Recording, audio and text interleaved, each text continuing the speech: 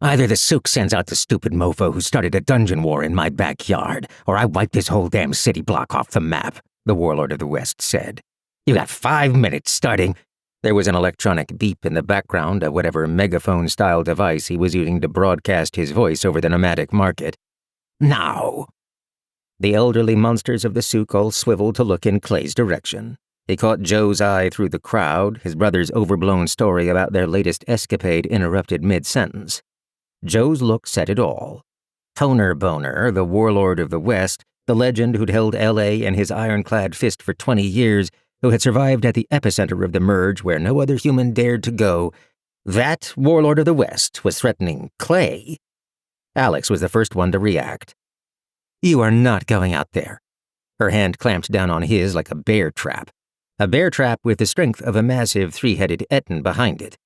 Without his newly enhanced incant strength, she probably would have pulverized the bones in his hand.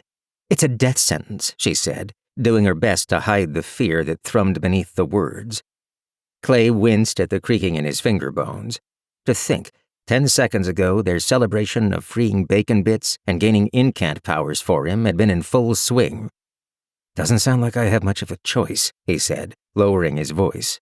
It had gotten so quiet you could hear a gold piece drop.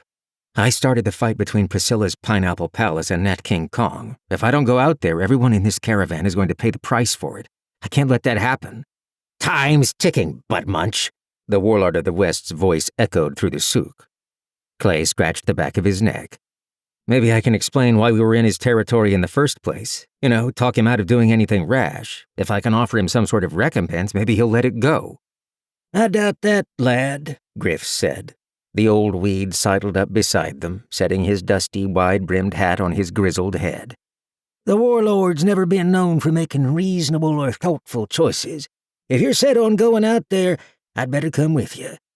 Why, so you can both die? Alex snapped. Rest easy, lass, Griff said, giving her a reassuring smile. I don't like to make promises I can't keep, but I may have a bit more pull in this situation than you tumbleweeds realize. If Clay goes, we all go. Joe pushed his way through the crowd, his heavy work boots clumping on the dusty ground.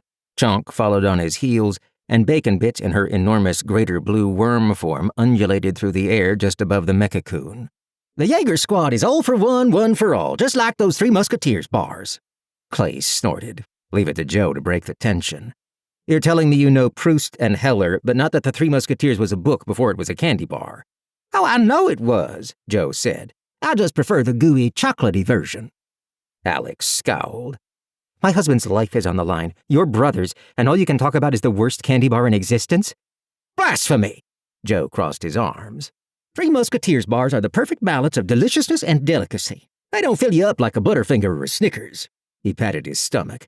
I once ate 12 of those puppies in one sitting and still had room for a balanced breakfast. That's like 30-something Musketeers. 36, Clay said. Stick to being the big fish in a little grammar pool, bro. Joe patted him on the shoulder condescendingly. Let the expert handle the maths. Alex pinched the bridge of her nose. How are you idiots still alive? The Warlord's warning boomed through the souk. 3 minutes and ticking, asswipes. And don't even think you can slip out of here without me noticing. I've got scouts watching every exit point. I'll smoke your asses at the drop of a Mountain Dew can. Griff cast his one good eye dubiously over the Jaegers, then in the direction of the Warlord's voice. You best let me do the talking. By the time Clay and the others got to the eastern edge of the souk, the RVs, teardrops, and jury-rigged school buses on that side had been converted to battle stations. A thick wall of armor plates had been extended from each camper and fitted together like shields in an ancient phalanx. On the roofs, trebuchets, ballistae, and sniper slots were manned by the sentries who usually patrolled the perimeter of the nomadic market. They watched the Jaeger Squad pass with grim expressions etched onto their furry, spiky, and feathered faces. Though they were monsters, they wore very human expressions of concern. None of the vehicles in the souk even came close to what the Warlord of the West was driving. Parked just outside the souk was a looming abomination of metal and magic, so kitted out with monstrous armor and artillery that it took a second for Clay to realize the thing had once been a tow truck.